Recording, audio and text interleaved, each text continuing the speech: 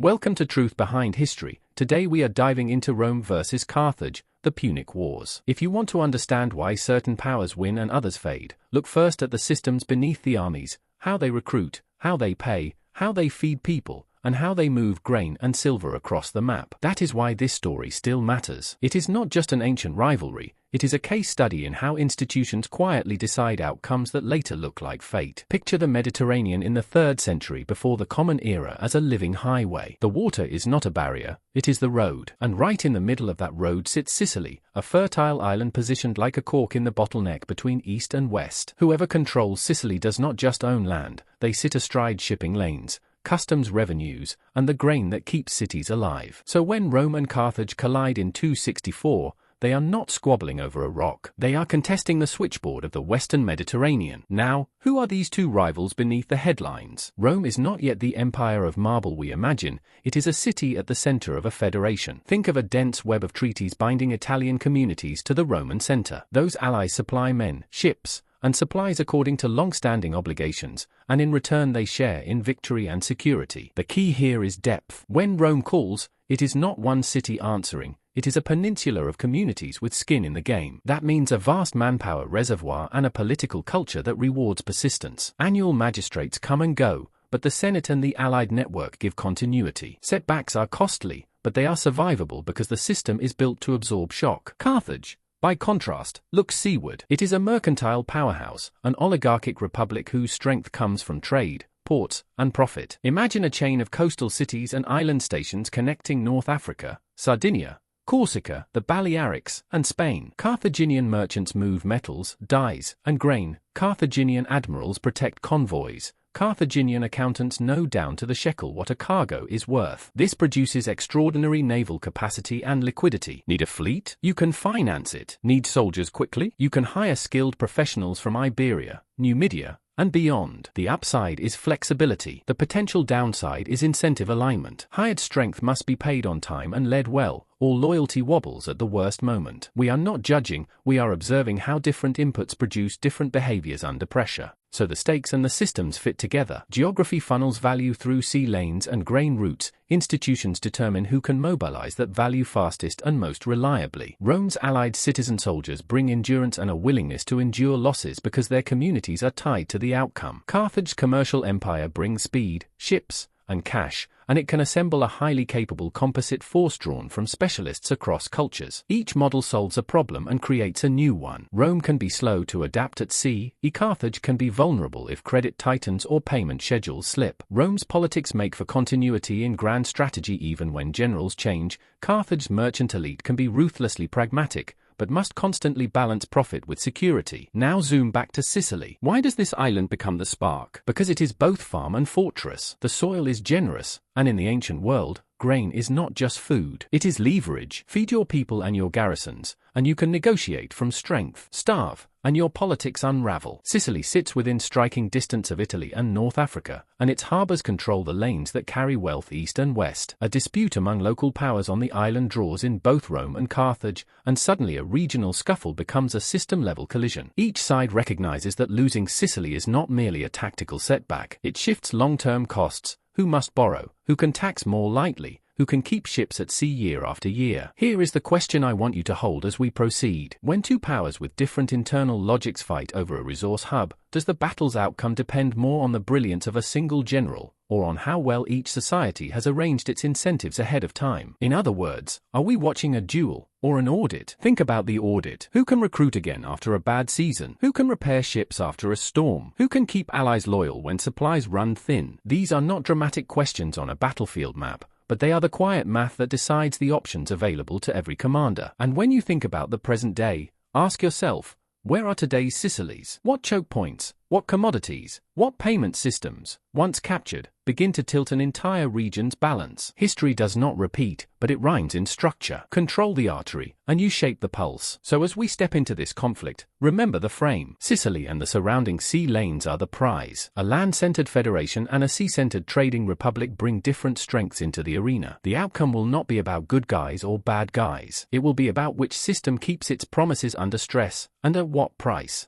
Alright, now let's lift the hood and look at the engines driving these two powers. Same sea, same islands, wildly different operating systems. And those systems don't just influence choices in war, they almost pre-write the choices available. Start with Rome. Picture a city-state wrapped in a thick fabric of habit. Annual magistrates rotate in and out like clockwork, but the rhythm is steady because a permanent Senate threads the years together. Two consuls share power at the top, each a counterweight to the other. Praetors handle courts and sometimes armies. Censors take the census that sets who owes what in service and taxes. And tribunes can shout stop if a measure threatens the citizen body. It looks messy. It is deliberately messy. That mess is the point. No single person can pivot the entire machine overnight, but the machine itself can grind forward relentlessly once it picks a direction. Now think about incentives inside that machinery. If you are a Roman magistrate, you want honor and a successful year in office, because your career moves along a climb known as the course of offices. That creates a reputation game. You inherit plans laid down by predecessors,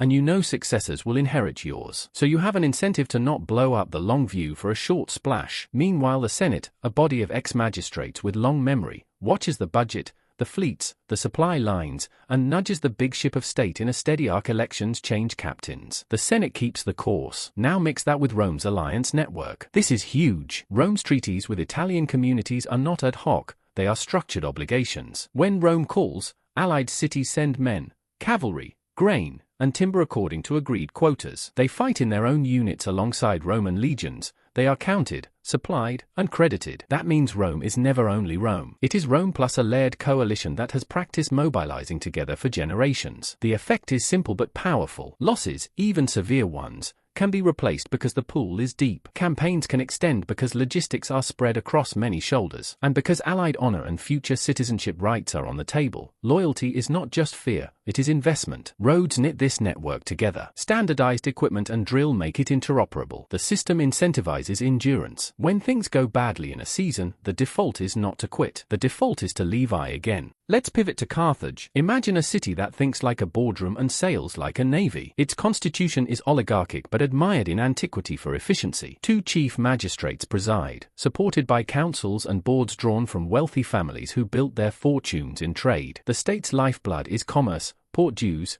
tariffs, and investments flowing through a constellation of harbors from North Africa to the islands and into Spain. If you are a Carthaginian decision-maker, your instincts are shaped by profit and risk management. You do not measure success by how many citizen farmers you can muster. You measure it by keeping shipping lanes safe, balancing ledgers, and deploying force where it protects flows of goods and payments. That mentality produces a different military system. Carthage can finance quickly. Need a fleet? You can contract shipyards and crews. Need an army? You can recruit professionals from specialists across the region. Iberian infantry known for fierce shock attacks. Balearic slingers who can turn a shield into a drum. Numidian cavalry that rides like the wind and stings like it. Libyan heavy infantry drilled in close order. Assemble the right mix, pay them well, and you have a tailored instrument for a specific theater. Flexibility is the upside, but there is a built-in risk that every CFO will recognize. When your force is an external contract, not a civic levy, loyalty hinges on punctual pay, credible leadership, and a belief that the employer won't abandon them when the seas turn rough. That is the principal agent problem in armor. If contracts wobble, morale and cohesion wobble. Notice the difference in how decisions cycle. In Rome, leadership churns annually, but the Senate carries institutional memory over decades. Ambitions are personal, but the plan is corporate. In Carthage, the governing boards are stable, but they must constantly weigh the cost of action against commercial exposure. The plan is agile, the military tool is modular, but the human glue is less embedded in shared citizenship and more in shared interest. Both systems can be brilliant. Both can fail in predictable ways. Rome's deliberation can be slow and stubborn. Carthage's pragmatism can tilt toward short-term optimization and off-balance sheet risk. Let's make this concrete with recruitment. In Rome, the levy follows the census. Property classes determine who serves with what equipment. When the state calls, citizens and allies muster for a season under laws they understand. That obligation is not a surprise, it is a civic expectation. The social contract is visible in bronze and sweat. In Carthage, recruitment looks like procurement. You identify the skill sets needed, negotiate terms with leaders who can deliver those men, and integrate them under Carthaginian command. You pay a premium for talent and speed, and you reduce the political cost of casualties among your own citizens. That seems efficient, and often is, but it means cohesion must be manufactured in the field, not inherited from village and vineyard. Now consider finance without drifting into future slides. Roman continuity and allied depth allow the state to accept higher short-term pain because the underlying platform can regenerate. The incentive points toward persistence and replacement. In Carthage, financial clarity and maritime revenues allow rapid mobilization and targeted force. The incentive points toward precision and economy. If you are advantaged at sea and commerce is your bloodstream, you prefer strategies that keep that bloodstream unclogged with minimal disruption. If you are advantaged in manpower and civic mobilization, you prefer strategies that grind down an opponent over time, even at a frightening cost in any single year. One more nuance. Law and legitimacy. Roman magistrates carry imperium defined by tradition, debated in assemblies, and constrained by other magistrates and the Senate. That legal scaffolding makes long operations politically survivable at home because everyone can see how the rules channel power. Carthaginian leaders answer to councils that must be convinced a campaign serves the city's commercial security. The legitimacy of prolonged land campaigns far from shipping lanes must be justified not by a civic levy's duty but by expected returns. When returns become uncertain, pressure builds to adjust strategy. Neither system is morally better in itself. They solve different problems. But when we analyze what happens next, we should not be surprised if Rome tends to endure shocks with grim determination, while Carthage tends to seek leverage with speed and specialization. That is not destiny. It is incentive architecture. So as you hold these two models side by side, ask yourself a quiet question. If you had to bet on which system can absorb 3 bad months and still field a credible army in the 4th, where would you place your chip? And if you had to bet on which system can conjure a highly skilled task force on short notice to exploit a fleeting opportunity, where would you place the other chip? Those bets are not about personalities. They are about institutions. Keep these differences in view as we move into the first round of open conflict. When a land-centered federation leaps into naval war for the first time, and a sea-centered merchant republic has to fight on terms it knows well, how do these incentives shape the learning curve and the bill that comes due afterward? We are about to find out. Let's talk about Rome's first real date with the sea. And yes, it was awkward. Imagine learning to drive a ship while already in a race. That is essentially what Rome did. Land power by habit, they suddenly needed a navy to contest Sicily. So they did something very Roman. They copied a good model, scaled it fast, and adapted it to their strengths. According to ancient sources, the Romans studied a captured Carthaginian warship like a blueprint. Shipwrights replicated the hulls by the dozens, while crews drilled on land with benches and oars set up like a floating classroom that forgot the water. Clumsy at first, of course, but Rome's secret weapon was not finesse, it was process. Build, drill, repeat. The sea would teach the rest. Enter the corvus, a device that looks like someone bolted a drawbridge and a bear trap onto the bow. It is a hinged boarding ramp with an iron spike underneath. When an enemy ship came close, down came the corvus, it bit into the deck, and suddenly the fight turned from elegant seamanship to a brawl on planks. That plays to Roman strengths. Legionary discipline on a steady platform is brutal and effective. Naval purists hated it. Roman commanders loved what it did to the odds. You can see the effect early. At Mylae, Rome takes a nervous, new-built fleet and, using the corvus, turns sea skirmishing into infantry combat on floating stages. It works. At Ecnomus, often counted among the largest naval battles of the ancient world, Rome again leans on tight formations and boarding tactics to neutralize Carthage's superior sailing skill. If you are a Carthaginian captain trained to outmaneuver, this is exasperating. If you are a Roman officer, it is vindication. The lesson is clear. If you cannot outsail them, outsoldier them. But there is a bill for this kind of innovation. Big fleets are expensive to build and even more expensive to replace. And the Mediterranean is not a lake, it has moods. In multiple seasons, storms chewed up Roman squadrons. Ships overloaded with men and ramps do not love heavy seas. Was the corvus partly to blame for stability issues? Some ancient voices thought so. Either way, the outcome is the same: hulls on the bottom, men lost, treasury strained. Rome learns the sea in the harshest possible classroom, where the fee is paid in bronze, timber, and lives. This is where endurance shows. After disasters at sea, a state can either say never again or it can pass the levy, build new hulls, and try once more. Rome chose the second path. The Allied network across Italy supplied materials and manpower, magistrates reorganized squadrons, training improved. It is not glamorous to rebuild a fleet after a storm, but those unfilmed months of work are the reason the story does not end with a wrecked armada. Which brings us to the closing act of the war, the Aegates Islands in the final year. By this point, Roman crews had matured, tactics had settled, and logistics were aligned. Carthaginian ships, stretched by years of conflict and the cost of keeping forces in the field, met a Roman fleet that finally knew what it was doing. The result was decisive. Carthage sued for peace. The treaty required them to evacuate Sicily and pay a substantial indemnity over time. That is not a mere change of flag on an island. Control of Sicily shifts grain flows, port dues, and leverage for the long haul. In practical terms, the Western Mediterranean's balance tilts. Notice the shape of the lesson. Rome won at sea not by becoming Carthage, but by making naval warfare serve Roman habits, mass, discipline, and persistence. The costs were enormous, the learning curve was steep, and the storms were unforgiving. But by the end, Sicily is Roman,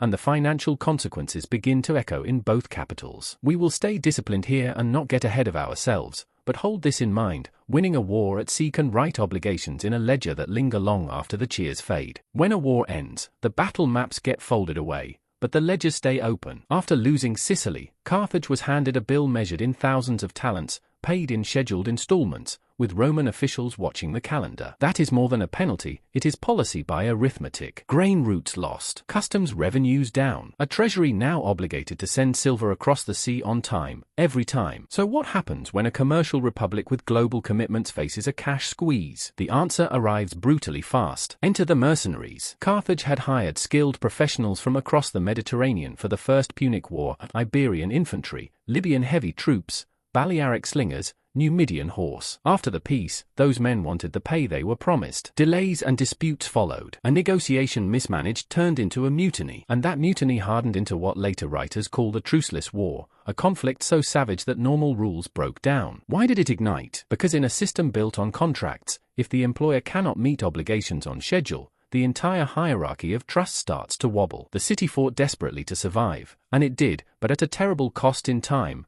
treasure, and goodwill. Now, while Carthage was consumed with putting out that fire, Rome made a consequential decision. It seized Sardinia and Corsica, two islands that mattered for grain, harbors, and strategic reach, and added another indemnity on top of the original one. Think about the incentives that creates. You have just lost your primary forward base in Sicily. Your immediate revenue is squeezed by payments. You are punished again while you are still stabilizing your payroll. If you are a Carthaginian leader looking at that picture, you have to find a new revenue engine or accept long-term decline. This is where Iberia moves from map label to lifeline. Hamilcar Barca, and then his son-in-law Hasdrubal, look west across the sea to a peninsula rich in metals, manpower, and ports. The logic is compelling. If you cannot outcollect Rome in the central Mediterranean, build a new resource base where your ships already know the winds. In practice, that meant campaigns along the southeastern coast of Iberia, forging alliances with local communities, and securing the metal that mints pay and purchases loyalty. Hasdrubal founded New Carthage, Kart Hadasht,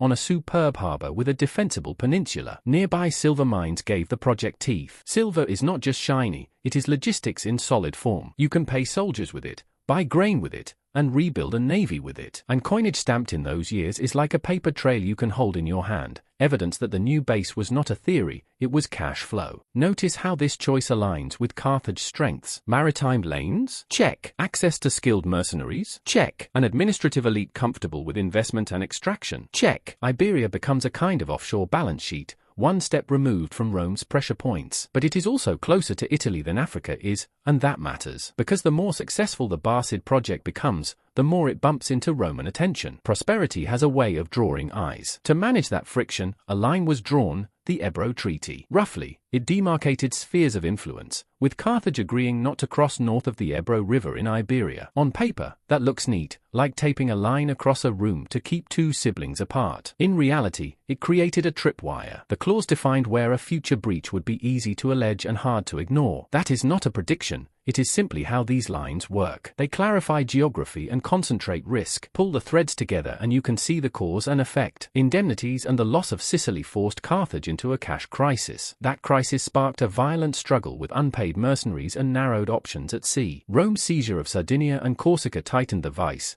accelerating the search for a new resource base. Iberia answered that need with metals and manpower, and New Carthage turned those resources into organized power. The Ebro Treaty attempted to box that power in. None of this required a grand conspiracy. It is the logic of incentives, step by step, showing how finance and geography quietly set the stage for whatever comes next.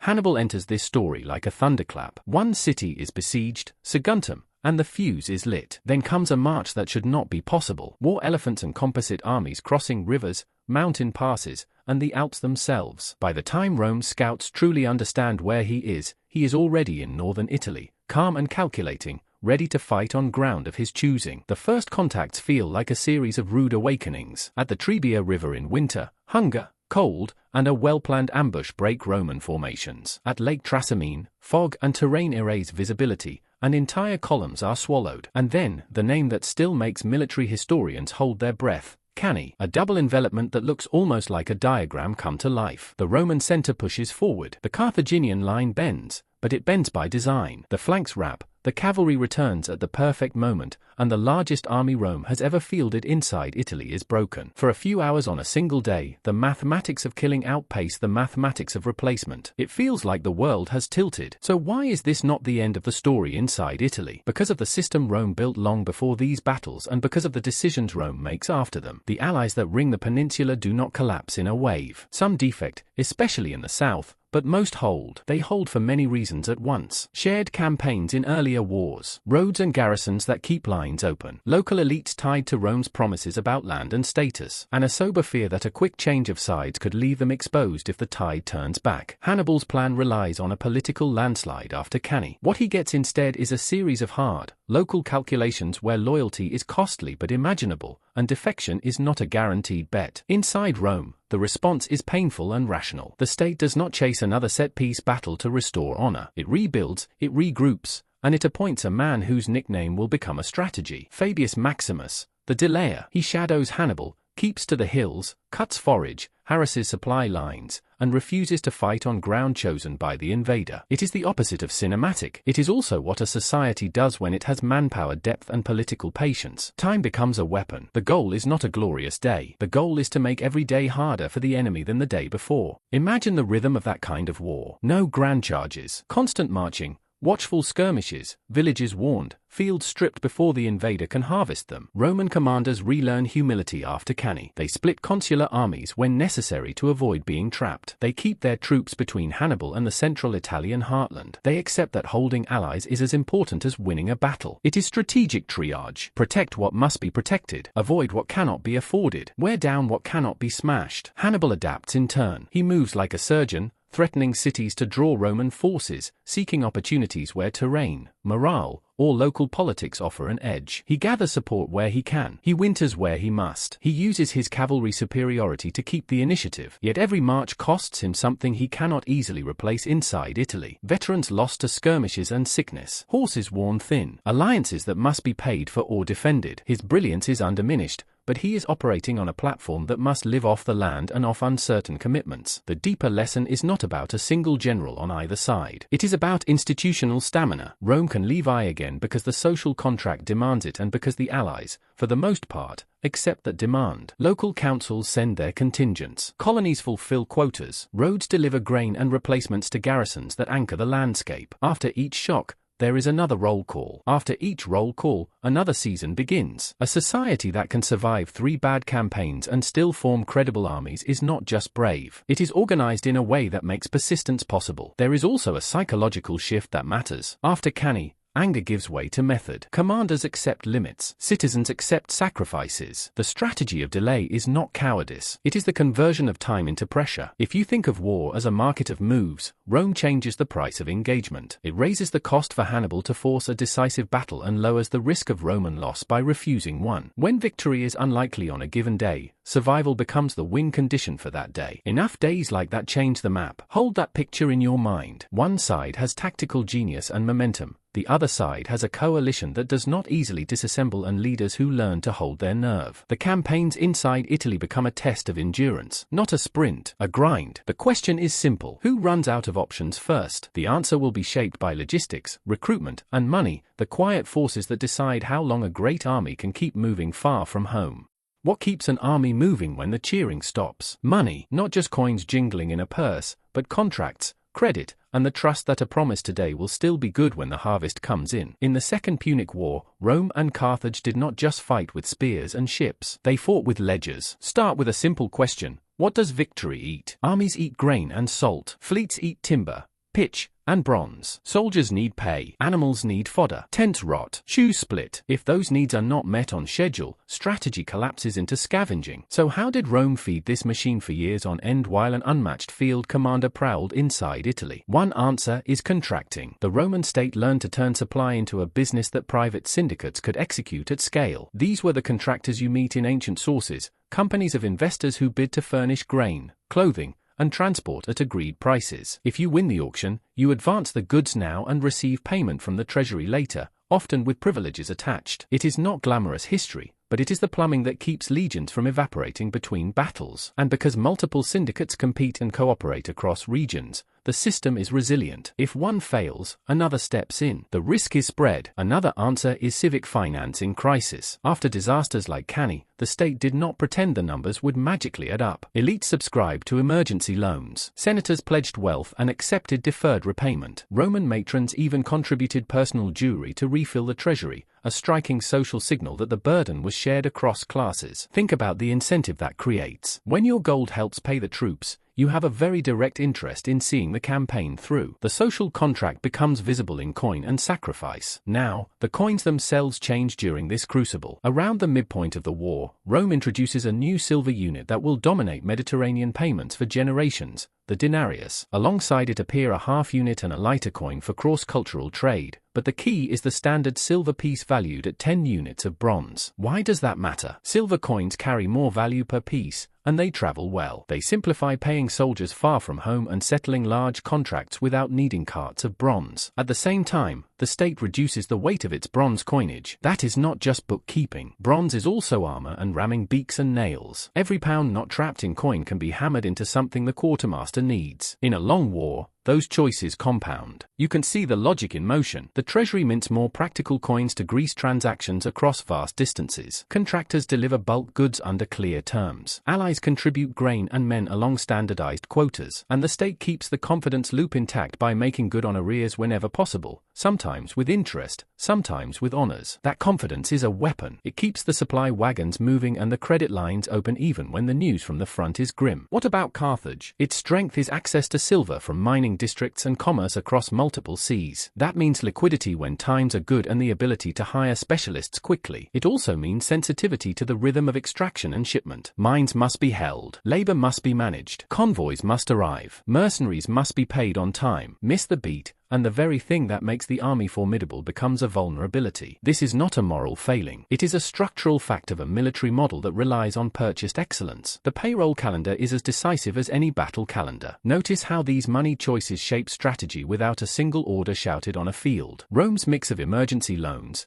allied quotas, and coin reform pushes the system toward endurance. When a season goes badly, the default remains rebuild, remint, recontract. Carthage's reliance on silver flows and hired professionals pushes the system toward speed and selectivity. Strike hard where the return justifies the cost. Avoid campaigns that tie up capital with uncertain payoff. Each approach has logic. Each carries risk when the war refuses to end on schedule. There is a quiet ethical dimension here too, visible in who bears the cost. In Rome, citizens and allies are asked again and again to carry the load, in taxes, in levies, in voluntary contributions during emergency. In Carthage, the load often falls on revenue from trade and on communities near the mines that provide the silver lifeblood. Neither approach is free. Both create pressures that will matter long after any given campaign closes. But for now, the point is narrow and important. Money is not a footnote. It is the bloodstream of strategy. So, as we leave this slide, hold this thought. When you look at a line of soldiers on a ridge or a fleet on the horizon, you are also looking at a network of contracts,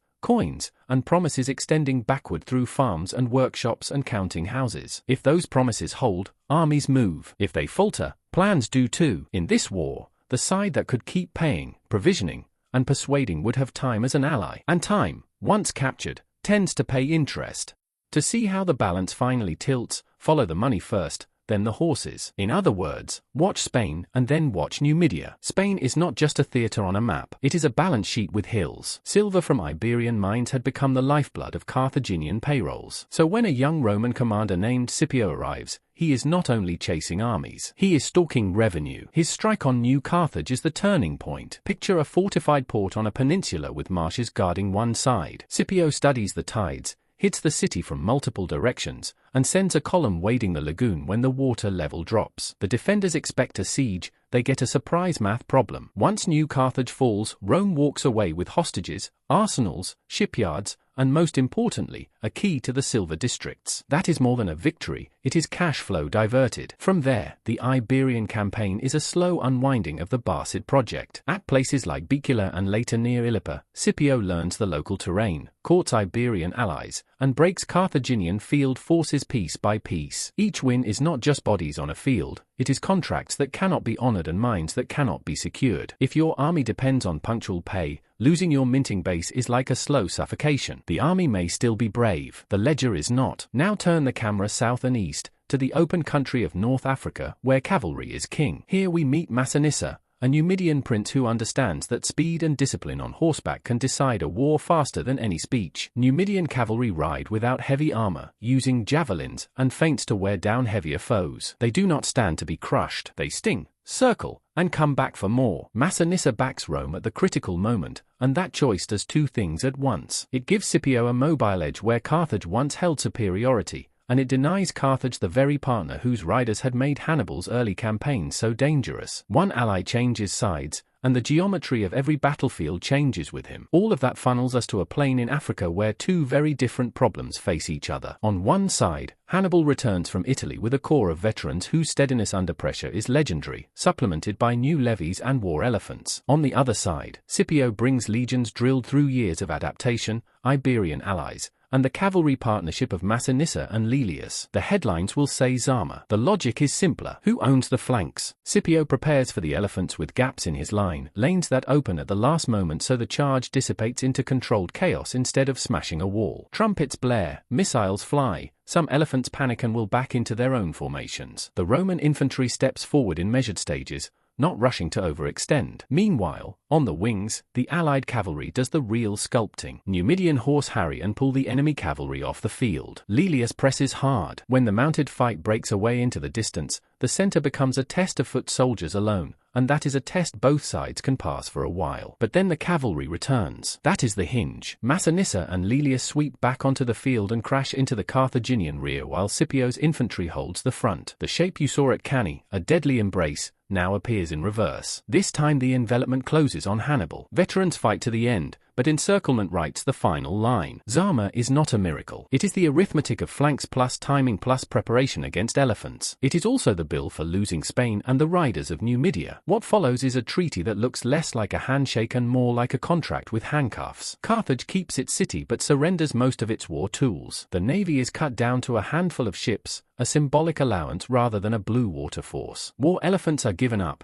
and training new ones is forbidden. Hostages from elite families sail to Rome as guarantees. Spain is relinquished entirely, and the numbers begin. 10,000 talents of silver, paid over 50 years in annual installments. Payments that are big enough to shape policy but designed to be just this side of possible, so the obligation never quite ends. Most constraining of all, Carthage agrees not to wage war beyond Africa, and not even within Africa without Rome's permission. Imagine being told you can defend your house only after your former enemy signs the permission slip. None of this requires a lecture about ideology. The facts are enough. Cut the fleet, and you cut options. Lose Spain, and you lose liquidity. Send hostages, and you export your future leaders as collateral. Accept a clause that forbids war without consent, and you have traded autonomy for survival. It is security, yes. It is also dependence engineered into law. So the balance flips through two quiet mechanisms, revenue and riders. Take away the silver base, and an army that relies on hired excellence can no longer guarantee excellence forever. Switch the allegiance of the fastest horseman in North Africa, and even a great captain can be outmaneuvered at the moment that matters most. Zama is the visible climax. The treaty is the durable constraint. Together, they redraw the map and the incentive structure that will govern every Carthaginian decision from this day forward. What happens when you shackle a rival and they start thriving anyway? That is the puzzle of post-war Carthage. The treaty cut the navy, capped the war machine, and fixed a long schedule of silver payments. On paper, Carthage should have limped along for decades. In reality, the city did something quietly impressive. It worked. Merchants went back to what they knew best, moving goods. Farmers in the North African hinterland leaned into what their soil does best, grain, olives, and a climate that turns labor into surplus. Workshops revived, warehouses filled, and those indemnity installments that were supposed to keep Carthage on a short leash arrived on schedule, year after year. Imagine the message that sends. We can meet our obligations and still prosper. No fleet sweeping the sea, no elephants stamping across borders, just spreadsheets, harvests, and ships hugging local coasts under the radar of Roman suspicion. Prosperity under constraint is not just an economic curve. It is a political signal. Success invites attention. Enter Massinissa of Numidia, the master of fast horses and slow pressure. He does not need to storm Carthage to change the map. He nibbles borderlands, disputed fields, pasture that looks empty until cavalry arrive. Each bite is small enough to argue about and large enough to matter to farmers who suddenly find their land under a new rider's shadow. Carthage responds the way a disarmed city must. It goes to court. Repeated embassies sail to Rome,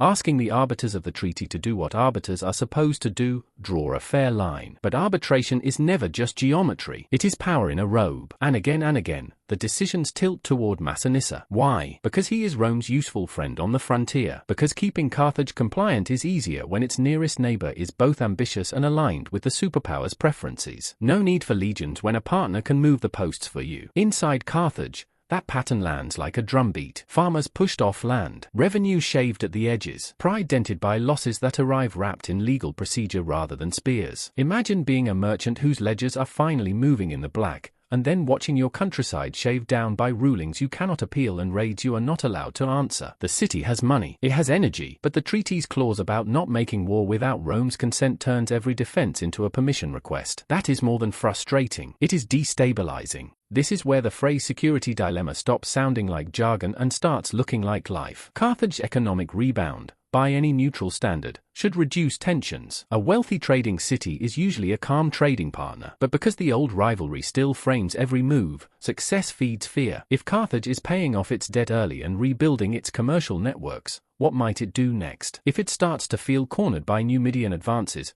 will it act rashly? And if it does, what will Rome do with that moment? Notice the loop. Prosperity invites pressure. Pressure invites resistance. Resistance, under a restrictive treaty, looks like defiance. Each step is rational on its own terms. Together they push the system toward a cliff. We are not leaping ahead. We are just observing the texture of the moment. Carthage is vibrant inside its walls. Markets hum. Fields yield. The city meets the letter of its obligations, and in doing so, it demonstrates exactly the kind of competence that once made it feared. On the borders, a skilled neighbor tests those walls with paperwork and cavalry hooves. In Rome, elder statesmen read reports and nod as their Numidian partner edges forward, one pasture at a time. No one needs a grand plan for this to get tense. Incentives are doing the work. Hold that picture. A city succeeding within tight rules. A neighbor exploiting those rules' loopholes. An empire content to let a proxy manage the friction. It is a case study in how prosperity under constraint can become a provocation without a single proclamation of war. The map does not change overnight. It frays.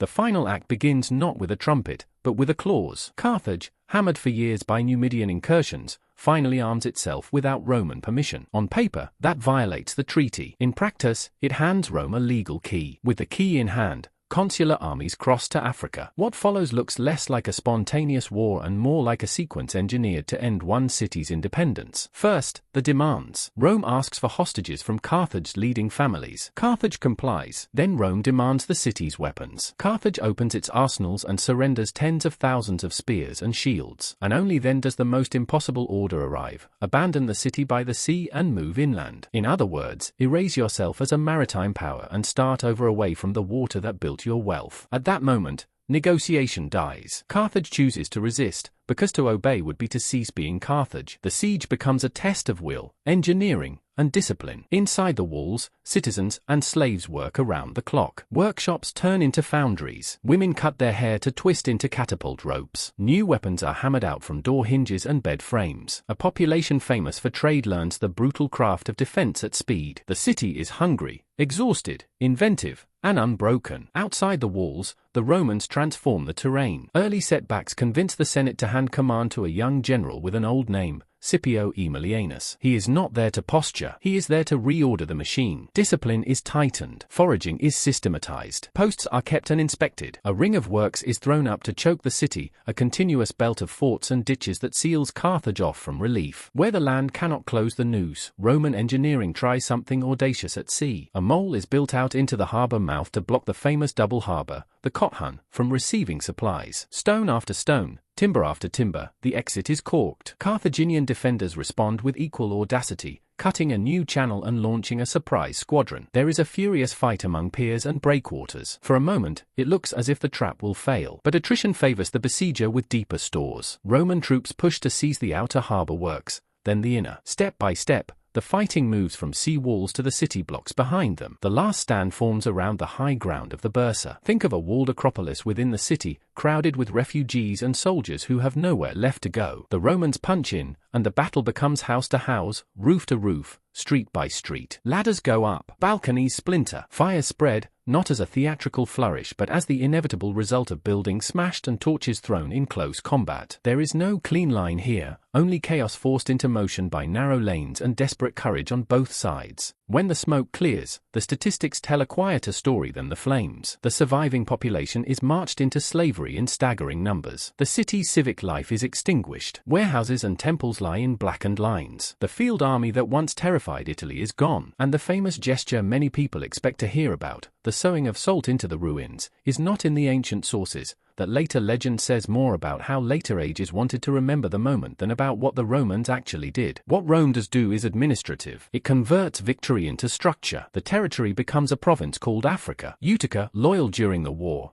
gains favor as a regional center. Taxation and land surveys begin. The harbors of North Africa, once the engine of Carthaginian wealth, now feed Roman shipping and provisioning. A rival is not merely defeated, it is removed from the decision tree entirely, and its fertile hinterland becomes part of the logistics that will sustain Roman power for generations. Was this destruction inevitable? The record does not say that. It says something narrower and more useful. Legal pretext, strategic fear, an economic opportunity lined up so that once the gears engaged, they did not grind to a halt until the city fell. Treaties structured choices. Engineering solved problems that courage alone could not. And when the last wall broke, the outcome was irreversible by design. Hold that frame as we step back from the flames. A war begun with a clause ends with a map. And maps, once redrawn, create their own incentives for everything that follows. When a republic wins big, the bill often arrives quietly. After Carthage falls and Spain is folded into Rome's orbit, wealth and land begin to flow toward the center like metal to a magnet. The immediate map looks tidy. The long-term effects are anything but. Start with the simplest flow, booty and tribute. Victory means captured assets, annual payments, and taxes from new provinces. That money does not spread evenly. A large share passes through the hands of magistrates and the companies that farm those taxes on contract. You will meet those companies as public money, investor syndicates that bid for the right to collect revenues. If they overpay at the auction, they squeeze harder in the provinces. If they underpay, they pocket the difference. Either way, the people with capital in Rome gain leverage far from home, and a village headman in Hispania or Africa learns what it means to owe arrears to a firm backed by the state. Now look at land. Conquest brings not just coin but acreage. Confiscated plots, newly surveyed tracts, and disputed public land start to condense into very large estates. Latifundia is the word you will see in later sources, the big ranches and plantations that thrive on slave labor. Where do the slaves come from? From the same victories that fed Rome's coffers. Defeated populations are marched to markets, bought in lots, and set to work in the countryside. A landowner who once needed free tenant farmers can now plant vines, graze herds, or harvest grain with coerced labor that does not bargain over wages. That changes price, and price changes who can compete. Now think about the old backbone of Roman legions, the smallholder citizen farmer. If cheap imported grain begins to pour into Italy from Sicily and Africa, and if slavery lowers costs on the big estates, the margin for the modest farm gets thinner. A string of bad seasons, a debt at the wrong moment, and a family leaves the field for the city. Rome grows more crowded. The countryside grows more consolidated. Military service, once a rotation for men who could leave their plots with neighbors watching the fences, becomes harder to sustain without help. The social contract that made the early Levi system so resilient starts to creak. Not break yet. Creak. Administration adapts as well. Overseas command becomes a normal part of a magistrate's career, and then a prolonged part. Prorogation, the extension of a commander's authority beyond a single year, appears more often because distant campaigns and provincial governance do not fit neatly inside the calendar. That extension solves a practical problem but creates a political one. Soldiers and local elites learn to depend on a single figure for justice,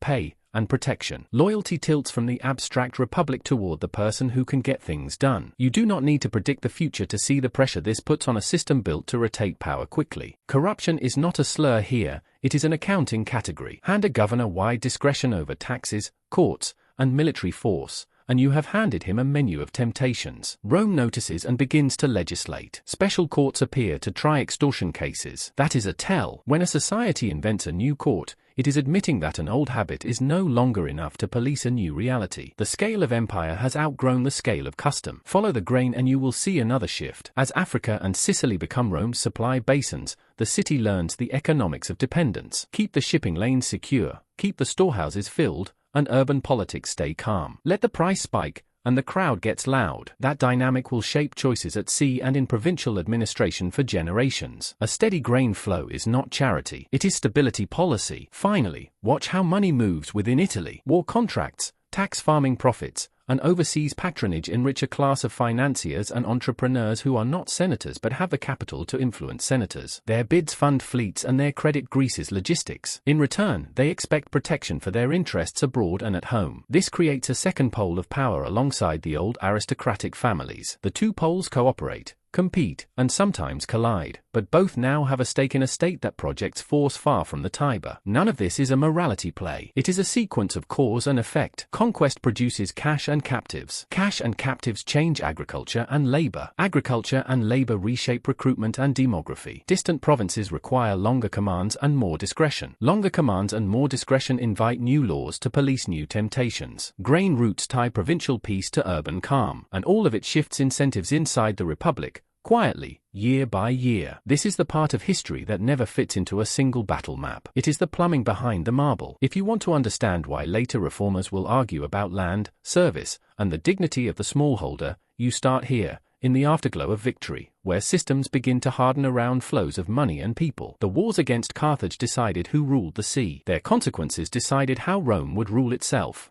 We have followed fleets and armies, treaties and taxes, coins and contracts. Now step back with me and ask the questions the evidence keeps whispering, not to tell you what to think, to help you see how systems push choices in predictable directions. First question: do punitive indemnities really prevent future wars, or do they move conflict somewhere else? After the First Punic War, Carthage owed years of payments. The city still had merchants, shipyards, and ambition. When payroll crises erupted among unpaid mercenaries, violence followed. When Rome seized Sardinia and Corsica on top of the original terms, Carthage pivoted to Iberia, where silver could refill the treasury. A penalty meant to shrink capacity instead redirected it. That is not a moral lesson. It is a practical one. If you squeeze a commercial republic, watch where the money goes next. Second question: which military system holds together longer under stress? Rome's federated citizen and ally model created depth and stubbornness. Carthage's hired excellence model created speed and specialization. Both made sense given their economies. Yet look at what happened when storms wrecked fleets, or when years of campaigning burned through veterans. The Roman Levi could call another class, another cohort, another allied contingent. The Carthaginian system could buy another army, but only if the mines,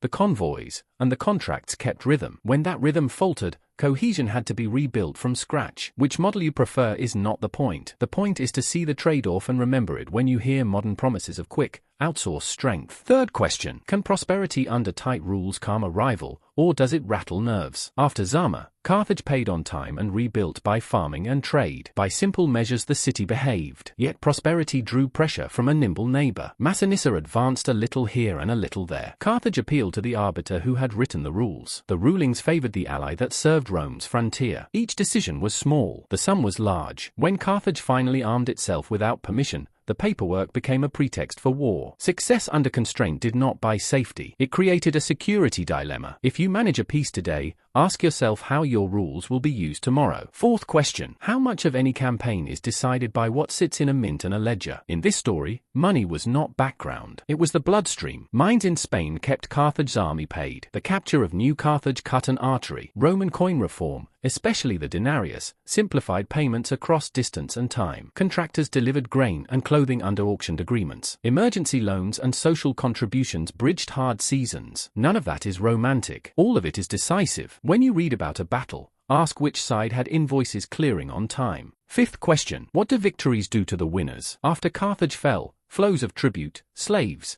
and land changed Italy. Large estates grew, powered by coerced labor. Smallholders faced thinner margins and harder choices. Tax farming in distant provinces enriched investor syndicates that now had reasons to shape policy. Magistrates stayed longer in overseas commands, and their personal influence began to matter more than the old rhythm of annual rotation. New courts appeared to try abuses that old habits could not contain. None of this was planned in a single vote. It was drift produced by flows of money and people. When you hear that a great state must expand to be safe, remember to ask who will carry the cost at home when expansion succeeds. Sixth question. Where is human agency in all of this? Right in the middle. Hannibal, Fabius, Scipio, Massinissa, each made choices that mattered, yet their choices were framed by the systems we have been watching. A brilliant commander can win a season. A resilient system decides who still has an army when winter ends. The lesson is not to worship structure or to ignore genius. It is to keep both in the frame and to notice when incentives are silently choosing the menu from which leaders pick. There is also a moral thread you can follow without forcing it. When a city cannot defend its fields without another power's consent,